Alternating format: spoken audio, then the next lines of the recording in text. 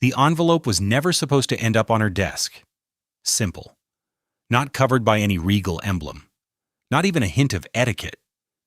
Nevertheless, it has managed to evade every imperceptible barrier that shields the castle from surprise. It lay peacefully, almost naively, in Catherine's study, as if it had been waiting for this very morning for years. The atmosphere shifted as soon as her fingers touched it. This was not just a case of lost letters. It was heavy, past, something purposefully left undisturbed and long buried. And whatever it held had been started decades ago, and was only now coming to an inevitable end. Make sure to subscribe so you don't miss what happens next before we delve deeper into what this might entail for the royal family. The envelope didn't seem particularly noteworthy at first. Not even a royal crest. No signature in hand. There was no indication that it had gone via the proper processes. Just one word, written across the front in tough, unyielding letters: privacy. She was uneasy just from that. The palace doesn't run by coincidence. Records don't just arrive. It's all screened, filtered, measured. But this had gotten around it all. She felt a slight chill as she placed her finger under the seal. It wasn't quite dread, but something more natural. Recognition. The faint knowledge that once it was open, nothing would be the same. There was a thin pile of papers within. Clinical. Impersonal, without any justification. No greeting was given, no preamble, no background to the story, only data. Accurate, organized, and definitive. Her gaze skimmed the first page, anticipating administrative or ordinary legal wording. She saw names instead, well-known names. She'd known him for years. Spencer, Diana. Just below that, there's another name. One she had never come across. A name that was missing from all the well-documented chronicles of royal history that she had learned to comprehend and defend. She hesitated, go over it once more, and once more. The words remained the same. There was no softening of the conclusion. A verified biological connection was described in the report, not a rumor, not conjecture, not fiction from the tabloid, confirmed. Measured, verified by science.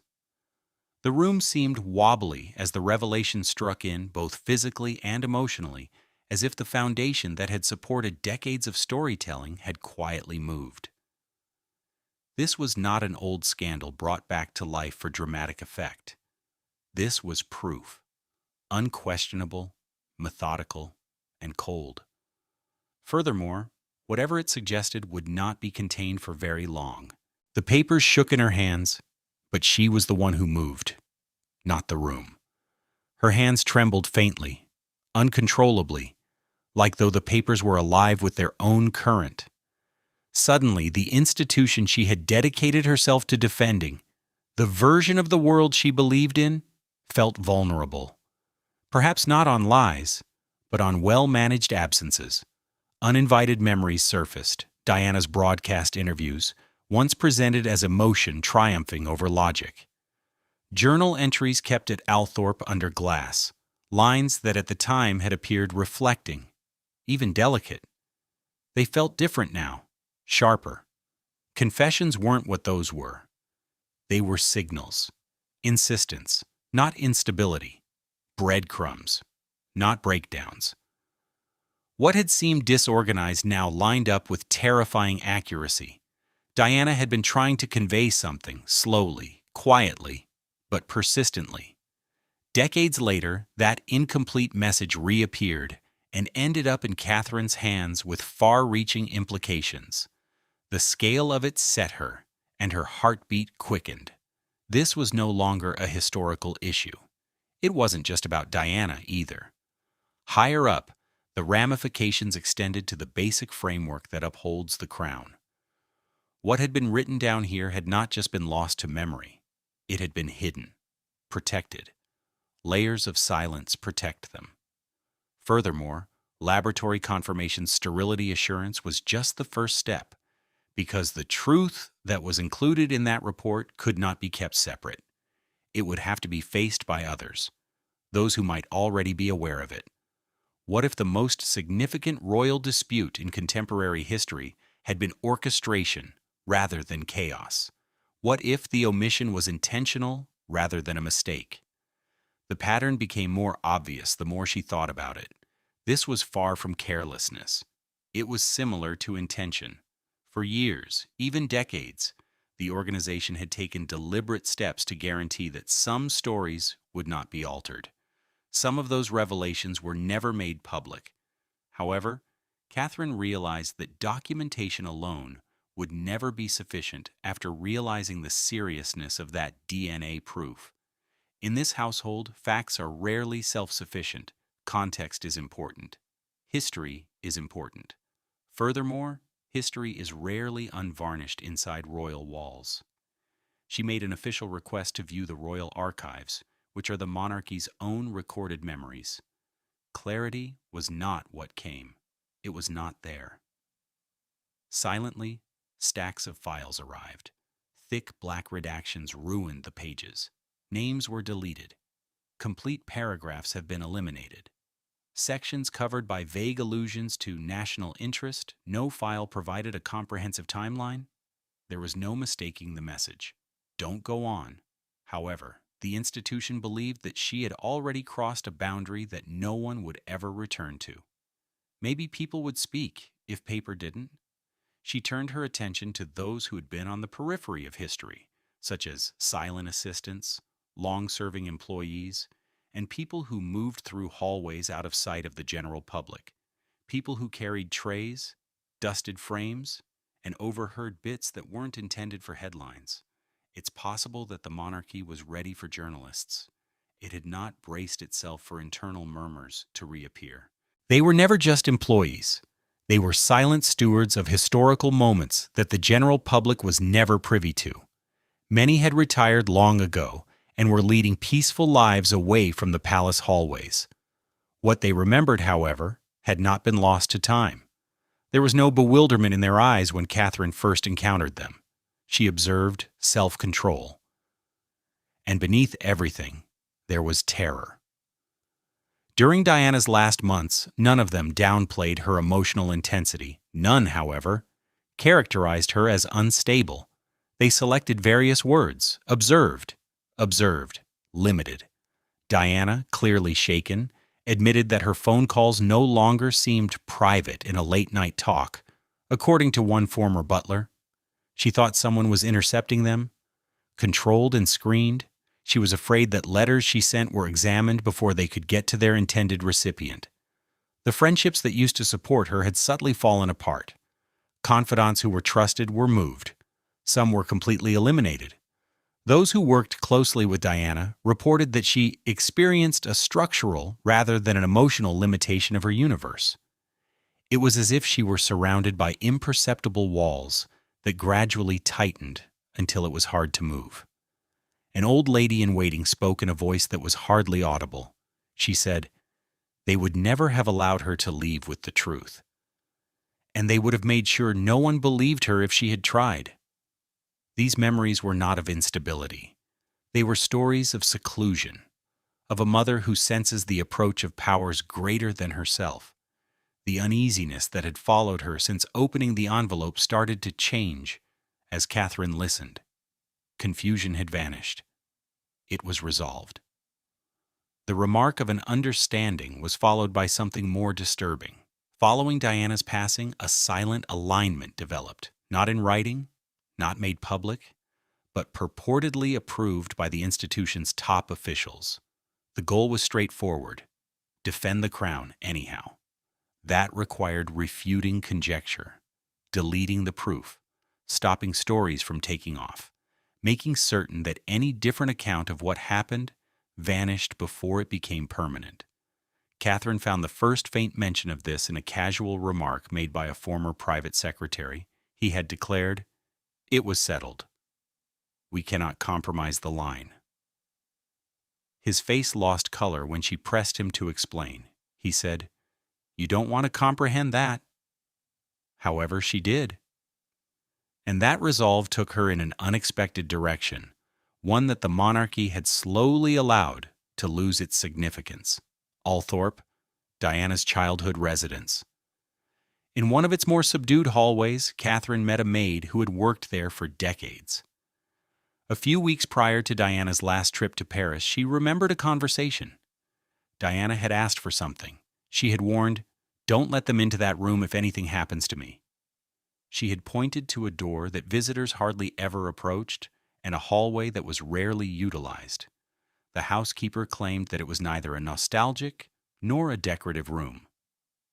Preservation was what it was. Letters are preserved with care. Pictures that are not intended for exhibition. No documents were ever distributed. And maybe something even more potent, her inked voice, thoughts jotted down in an emergency. Words were recorded for protection, not for show. History slept not behind that shut door. It waited. Diana had charted her grief throughout the last chapter of her life, in addition to documenting it. What she left behind was more akin to foresight than reflection, a path meant for one who is prepared to follow it. Decades later, Catherine discovered that she was following that route straight into the most secretive corners of the monarchy. It seemed as though time had stopped in the Althorp corridor.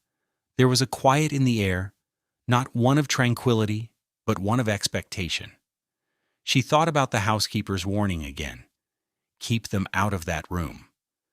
As if reluctant to give up what it had defended for years, it resisted a little as Catherine got to the door before opening. There were boxes inside, placed purposefully rather than carelessly, and covered in layers of fine dust. Though time had settled there, intention remained intact. It wasn't the room's antiquity that made her gasp. The handwriting was the culprit. Each label had Diana's distinctive script, which was elegant but rushed. At the ends, elegant strokes pressed harder, as though each letter had been sculpted by hurry. There was one box that stuck out from the others. It was clearly inscribed, "When the timing is appropriate, for Catherine." No stoppage occurred. She removed the lid and undid the ribbon. There were no belongings inside. Admissions were made. Handling softened the edges of many of letters. Journals were full of pages that conveyed clarity, honed by hurry rather than instability. The emotional burden grew heavier as Catherine started to read. These were not the jumbled paranoid ideas. They were preparatory. Diana had felt an impending threat. She hadn't been falling apart. She had been taking notes. The entries contained many instances of the same name, a man, the same person mentioned in the DNA results. His portrayal was not incidental. Not incidental. He was important. The letters detailed private discussions that took place outside the palace, conversations that are hidden from prying eyes, cordial and trusting exchanges. However, his identity was never fully documented, just initials, no last name. Diana had worried the permanency of ink, as if she had feared it even in private pages. With every new discovery, Catherine's heartbeat quickened as she read on. Over time, the entry's tone changed from guarded to vulnerable. Diana wrote about treachery, of purposeful seclusion, of noticing surveillance where she had previously felt safe, but the terminology altered every time she spoke of him. It became softer. Those words possessed a warmth that is lacking from official photos and public appearances. The words, unaffected by politics or performance, conveyed a deep sense of human devotion. There was no strategic alignment here. It was a human bond. Then the pictures appeared. Their edges had faded with time, but their significance remained unaltered. Diana laughing uncontrollably with the same man, strolling hand in hand. One picture shows an unprotected embrace in the middle of the moment. The expressions were clear and unambiguous. There was no mistake what they said. And as Catherine turned each page, the ramifications became more profound. He had not hidden his face, not abruptly turned away, not in the shadows. He was clearly present, visible, concrete, actual. And in one picture, Catherine was physically stunned by the resemblance, the facial structure, The eyes' constant intensity, that expression of quiet, almost restrained defiance. She froze her thoughts for a moment. He resembled Harry. When she got to the last envelope at the bottom of the box, her fingers shook. Even though there were only a few sheets of paper inside, it felt heavier than the others. There was another lab report inside, another organization, a different date, issued just a few months prior to Diana's passing. Catherine glanced at the end. It was a contest. Every metric, each marking, all clinical measurements, the same individual, the same biological validation, independently confirmed, twice established. There had been no suspicion. It had not been fantasy. Diana wasn't trying to be dramatic. She had been keeping the evidence safe, waiting for someone who can face it head on. As the realization solidified, Catherine's breathing became labored. Diana had felt more than just affection for this man. He was related by blood, a piece of the royal family that had been surreptitiously removed, rewritten by omission, denied. And now that missing piece had resurfaced after being hidden for years under narrative control and protocol. However, her finding was not the end of it. There was another person who had to deal with it. And it wouldn't only be shocking to him, it would change things. William had devoted years to protecting his mother's memory from misrepresentation and conjecture. However, nothing could have prepared him for the implications of this data. This reality caused more than just pain. It was reframed. It called into question the framework of what he held about his brother, his family, and himself. Catherine didn't behave rashly. She held out. Until the kids had gone to sleep. Until the sound of footsteps ceased in the hallways. Until the castle fell into that strange silence before upheaval. No grandiose proclamations were made. No preface. Just the gentle sound of papers gently laid out on polished wood. Even before he read a word, William could feel the seriousness. The air between them changed because of something in her expression. Anticipating typical briefings, he sat down slowly. Media conjecture, political maneuvering. The first name caught his attention. Diana. Another is underneath it. Not familiar. His forehead was initially furrowed in perplexity. A distant relative? An old friend? But as he read on, doubt solidified into something more icy. His face shifted. His hands froze in place. The weight of revelation started to settle in that hush. William's breathing became labored. It wasn't suggested in the document. It didn't suggest. It didn't consider the possibility. It said. It verified a connection that challenged everything he had been taught to believe to be fixed with clinical detachment and scientific finality. The silence between them grew more intense. As if physical space might soften what it held, he reflexively pushed away from the paper by leaning back in his chair. It didn't. Once more he lowered his gaze to the end, and once more, looking for mistakes, for misunderstanding, for a faulty sample or a missed decimal. Nothing changed. The language did not change. Unbidden, remembrance sprang to the surface in the silence. The late-night phone calls from his mother. The low voice she employed in private. When she believed no one was paying attention, her voice trembled.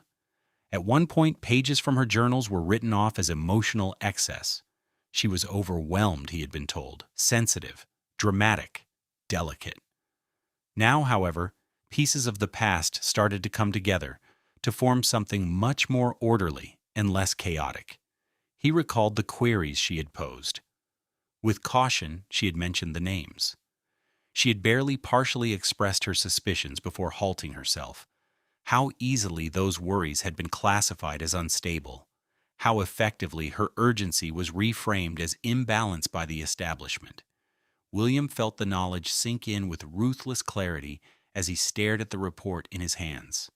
Delusion had not been the cause. It was a warning. It was never intended for him to comprehend it completely. Silently and without protest, moisture accumulated in his eyes. He didn't cry easily. However, this was more than just sadness. It was a fracture. His entire existence had been built on a meticulously preserved story, a revised, strengthened, and safeguarded history, and that structure was now broken.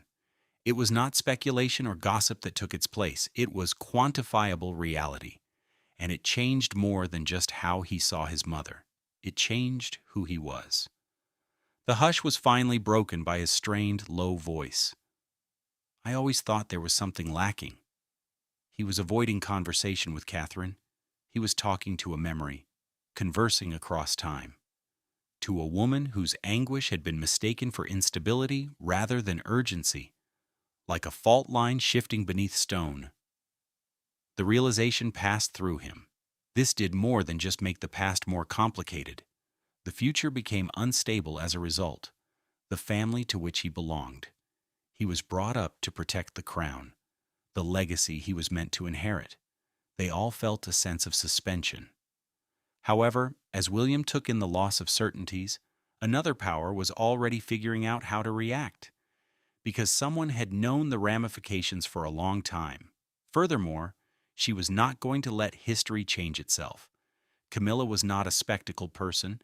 Raised voices weren't necessary for her. Her influence worked in a different way, being precise, methodical, and subtle. Noise was never her strength. It was in control. It started with a single, deliberate sentence, a warning that was hardly audible above a whisper. The room's air also appeared to solidify. This was no longer about buried ancestry or hidden documents. It had to do with conservation, and sacrifice has always been necessary for preservation behind palace walls. The shockwaves of discovery were still being felt by Catherine. The foundation of the family she had joined with faith and loyalty had been destroyed by the facts she had discovered. Another presence had foreseen the quake while William struggled with memory and fracture. Camilla didn't think twice. She came unannounced, moving across the hallway at a calculated pace. Don't knock, no entry request. With calm authority, she walked across the threshold as if silence itself were hers and sat down across from Catherine. There was nothing in her expression. She spoke in an even tone, controlled and refined. She didn't inquire about Catherine's findings. She said it. Evidence was not required. No pretense of bewilderment. She had known for a long time that it was obvious. The pictures, the confirmations from the lab, the secret private archive in Althorp. They weren't presented by Camilla as revelations. They were called a complication by her. A risk to operations. A container. Not grief, not unfairness, just exposure that needs to be controlled. She spoke softly, almost politely, but there was steel underneath the courtesy. She did not dispute the results. Indeed, her poise betrayed recognition. Diana was impetuous, she muttered, motivated more by emotion than by tactics. She was exposed as a result. No voice was raised. There is no obvious annoyance, just evaluation. Then the topic of discussion changed.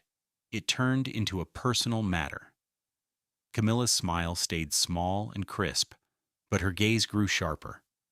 She brought up Catherine's past. Tabloids used to take advantage of family headlines. Mistakes in public are exaggerated for amusement. The efficiency with which reputations can be built and destroyed. She whispered, "Do you think the press would protect you indefinitely?" They used to admire Diana. The suggestion hung in the air. Adoration is subject to conditions. Catherine could feel her heart pounding against the silence. She rooted herself against the undercurrent of threat cloaked in advice as her fingers clenched around the armrest. Camilla lowered her voice just enough to make it intimate as she leaned forward a little. She remarked, "Catherine, you are smart. However, immunity is not the same as intelligence." There was no mistaking the message. This wasn't a request. It has to do with placement. Because truth has never been the only factor in the monarchy's survival during its most precarious times. Depending on who is in charge, yes. Dramatic demands were absent. No banishment, no official penalty. There is no specific warning in the policy, just a suggestion. If this came to light, it would not only cause the institution to become unstable, but it would also destroy everything associated with it: titles, legacy, safety. Her children's future was meticulously planned. Camilla didn't have to speak louder. The intimidation was in her poise. She made it plain that one woman's decision to choose revelation above restraint would not bring down the monarchy, and she wouldn't think twice if confrontation was unavoidable. She had experienced scandal in the past, humiliated in public, years of observation. She had also transformed survival into power. However, an unforeseen event occurred at that very moment. Catherine did not shrink, but solidified. She was not silenced by the threat. It made sense to her. There were just two ways to go: keep the crown safe by keeping quiet, or defend the truth, no matter the cost. Would be no protracted discussion. No protracted discussion, no tactical lag. She had paid attention to cautions. She had taken in deliberate intimidation. She had seen William break under the weight of suppressed history. They anticipated her cooperation. They relied on subdued devotion. This is what they misinterpreted. They weren't keeping rumors to themselves. A woman whose voice had hitherto been disregarded was being suppressed. Furthermore, Catherine was adamant that Diana's narrative should not be sent to the dustbin. No planned press conference took place. Communications teams did not create a synchronized statement, just a phone call, a place, one moment, early in the morning. Outside Kensington Palace's gates, where flowers used to cover the ground in widespread grief. By herself, Catherine moved onward. The papers were securely in her grasp. She had been shaken by them once. They steadied her now. Reporters gathered, bewildered. There was no set time for the event, not on the list. Unexpected. However, the crowd changed when they noticed her standing alone and without a backdrop. This was not a formality. This had consequences. She didn't start out with warnings. She did not present the situation in a formal manner. She started with just one name: Diana, not as a heading, not as a sign. However, as a woman. Catherine described Diana as a mother, rather than a portrait frozen figure. As a woman whose natural tendency to speak had been seen as defiance. As someone who had attempted to express risk in a framework that penalized openness. She explained the letters. Where anxiety had obviously overcome composure, the ink was pressed harder. She mentioned the journals that read more like documentation than diary entries, of pictures neatly tucked up, of laboratory confirmations bearing signatures and dates. Her tone lacked theatrical emphasis. No adornment, just a series. Verification and evidence. Then she uttered the words that changed everything. Diana had a second child, a son. Not a rumor, not a theory. Verified. Concealed beneath a meticulously constructed narrative and decades of denial. Catherine brought up the documents for the cameras, which were two separate DNA studies from different labs that came to the same conclusion. She didn't request faith, she offered evidence. In an instant, the atmosphere changed. Reporters who had come anticipating uncertainty were met with a clear-cut answer. The camera shutters went off one after the other. Every sound was recorded with microphones. And there was a terrible hush once she had finished speaking. No questions right now. No sound to refute it. Just the silent knowledge that history had broken apart in the present. Global networks switched to emergency coverage in a matter of minutes. Around the world, screens were lighted with breaking banners. Commentators tried to find context. Before experts could process them, headlines were created. No longer was royal history merely questioned. It was interfered with.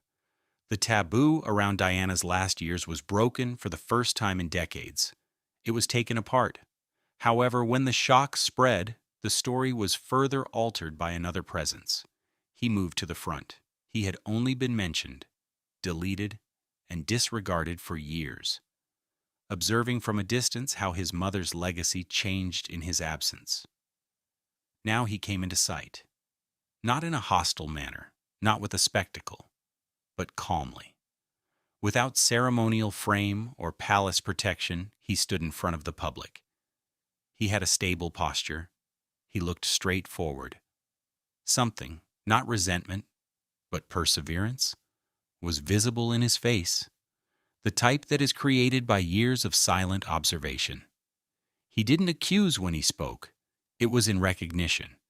He started with thankfulness rather than conflict. Without hesitation, he turned to face the cameras, and he spoke to her before he spoke to the world. He expressed his gratitude to Catherine specifically. He spoke steadily, but with emotion, strained against each syllable. The daughter my mother never had the chance to raise. It was a straightforward sentence, but it had a huge influence. He did more than simply thank them in that moment. He verified his identification. In his fiction, Diana was not a symbol. She was his mom. He was referring to departure rather than disappearance. Of the discreet departure from England, which was planned by people Diana had total faith in rather than by strangers. He argued that it was not desertion. It served as defense. By keeping him at a distance, she had protected him in the only way she thought possible, moving him across borders, ensuring privacy, encircling him with those who were aware of the risks. His tone was devoid of animosity, just pain. The sorrow of seeing your own absence from history is a unique type of ache, of being denied the opportunity to grieve your mother's passing while witnessing her openly. He divulged information that could not be made up. The songs she sang by herself. Silent rooms still smelled of her perfume. She muttered the words away from the microphones, the way she would come home from formal events composed, just to break down in private. Her late-night notes came back to him, her assurances, when it's safe one day.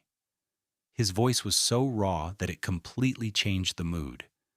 Diana's obvious grief in her last years suddenly stopped feeling intangible. She hadn't been falling apart. They'd split her up. Then he moved, in the direction of intention rather than accusation. Calmly, he declared, "I am not here for titles. I'm here to find the truth." He admitted that his presence caused a disturbance. The misunderstanding, the emotional rift it would create within the organization that had been silent for decades. However, a single line resonated strongly with the worldwide audience. "I won't stay hidden." He hesitated. "Blood can be denied," he said calmly and methodically. "However, it cannot be removed." Those statements reverberated across networks and front pages in a matter of hours. Implications were discussed by analysts. It was described as unprecedented by commentators. It was accepted as affirmation by supporters. That was when the story moved from conjecture to retribution. Diana's legacy was not being interpreted on her behalf for the first time. Someone who carried it personally was restoring it. Acceptance, however, took time. Stillness gave way to action inside the palace walls. Camilla moved out of sight. Charles didn't say anything. Harry and William were nowhere to be seen. Conversations heated up behind ceremonial ritual and elaborate doors. Positions became inflexible. Long regarded as a symbol of stability and continuity, the monarchy was now at the epicenter of a storm that no communications plan could completely control. Headlines grew across continents. Alliances broke up. There is disagreement among the public. No longer was history curated. It was developing. Ceremony gave way to hurry behind the palace's elaborate doors. Senior courtiers went from office to office quickly, preparing official responses that were later amended, censored, and then shelved before being made public. The approval processes seemed to be moving too slowly at the moment, and each proposed statement stalled. Outside the confines, the silence was more powerful than any proclamation. Silence started to resemble admission with every minute that went by. Suspicion grew with each hour that went by. Tension slowly grew inside, smothering rather than exploding. A steady, nagging realization that power was eroding. The political landscape outside the palace changed from conjecture to conflict. Discreet whispers turned into acrimonious debate in Parliament. The consequences for succession were openly questioned by lawmakers. Where, if anywhere, did Diana's other son stand in the line if he had one? As confirmed by science? Could a genetic discovery override decades of constitutional tradition? Did biology, or merely ceremony and honor, define lineage? Morning broadcasts with legal experts and constitutional scholars, contemporary policymakers engaged in a debate with royal historians. Analysts analyzed previous work, discovered few parallels, and recognized what few had predicted. The cornerstone of the monarchy felt less unchangeable for the first time in generations. It had an interpretative quality. Public sentiment split as sharply. Some saw the just disclosed son as someone who had been wrongfully erased, a man deprived of a position via deliberate silence. Some perceived the developing drama as unsettling, a break in a narrative already characterized by sorrow. Opposing masses gathered outside Clarence House and Buckingham Palace. There were signs on one side that brought back memories of Diana. The other demanded that tradition be upheld. Debate had long surrounded the monarchy. Now, though, it sparked doubt. William was hidden within. He had withdrawn from the public eye ever since Catherine's revelation.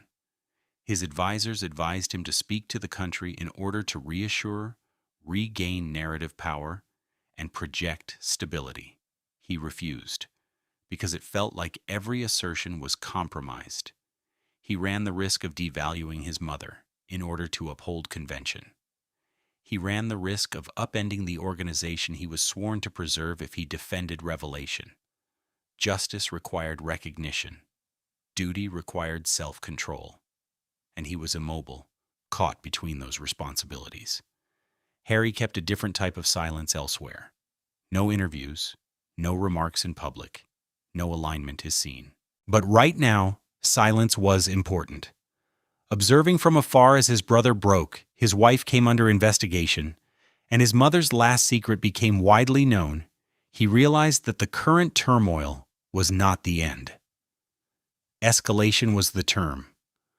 Operations started to become strained within the palace's infrastructure, which is the organized, disciplined organization often referred to as the firm.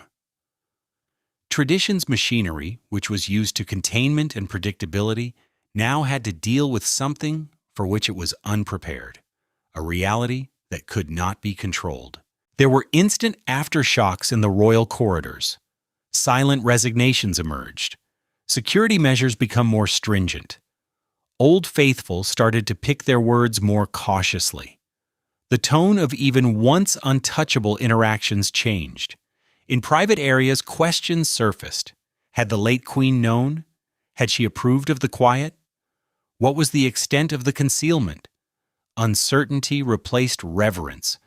The smooth appearance of the crown, which had always been associated with permanence, had changed. Fracture lines were seen. Furthermore, the monarchy appeared to the world outside the walls to be a worn, vulnerable institution that was forced to face its own past head-on rather than a timeless monument. However, Catherine did not back down in the midst of the chaos. She held what was left of Diana's protected truth as she stood alone in the middle of the storm she had started. Diana's voice has been cut off in life. It reverberated more loudly in death. The story had changed through the determination of a daughter-in-law, the discovery of a secret son, and the sorrow of a prince who had to face his history, not by spectacle, through perseverance. Catherine didn't look for attention in the days that followed. She silently observed the recalibration of institutions and the reorganization of partnerships. She recognized the irreversibility of what she had set off. The system she contested would never forget. Maybe it wouldn't pardon. But there was no hesitancy in her own heart. She hadn't made the scandal public for show. She had given voice to a legacy that had been purposefully hushed, and vision changed outside the palace walls. Diana was no longer portrayed only as a sorrowful person who was overtaken by attention. She was reframed in conversations as observant, a woman who saw systemic flaws long before they were made public. They re-examined her interviews. Her letters were re-examined. Once written off as emotional, statements were now scrutinized as intentional. She hadn't been falling apart. She had been making gestures, and many witnessed proof that her vision had not been imaginable when her son, who was before unknown to the world, came into the world. Ceremonial status was not anything he sought. He made no demands about position. Rather, he started talking about the causes that had characterized his mother's empathy, mental well-being, safeguarding children, accountability in organizations. Instead of standing in opposition to the crown, he stood with regular people. By doing this, he changed the topic of discussion from succession to accountability. The destiny of the monarchy was still up in the air. However, Diana's voice, which had previously been limited to archived pages, was now able to freely traverse the globe that she had worked so hard to defend. He didn't use spectacle to draw attention. He was not required to. Every time he talked, a distinct quality emerged, a conviction rather than a sound that echoed Diana's voice. Time had not dimmed her message. Through him, it had changed, grown, and taken on a new shape. William also underwent a transformation. Upon his eventual reappearance in the public eye, he lacked the refined poise to which the world had become used. There were no practiced grins, no formal proclamations. Rather, gravity was present. He spoke to the people with honesty rather than grandeur, which is unsettling because it lacks a shield. He admitted to the break, the misunderstanding. He had only just started to realize the betrayal. However, he also admitted something surprising.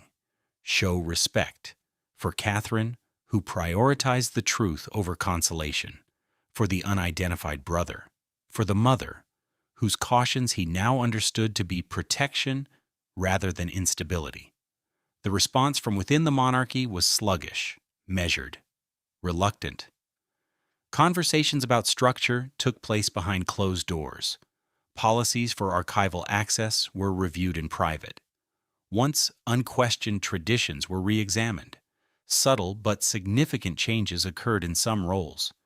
The announcement of transition was not made in a grand ceremony. However, things had started to shift. Furthermore, the picture of a family compelled to see its own mirror was ingrained in the public psyche and could not be erased by an official statement. The crown held up, but the shine of invulnerability had faded. It was heavy. It was scrutinized. It held responsibility. Diana's story was no longer limited to tabloid spectacle or sorrow from the past. It was no longer a controversial footnote. It turned into a stimulant, not a conclusion, a reckoning. She once expressed her desire to be known as the Queen of People's Hearts. And in the wake of revelation, through bravery, sorrow, and healing, that desire persisted. It persisted, and that persisted. It persisted, and that awakening will cast a shadow over the monarchy's future, whatever it may be. I appreciate you watching. Please remember to like and subscribe if you appreciate in-depth context and well-considered narrative. I hope to see you in the future video.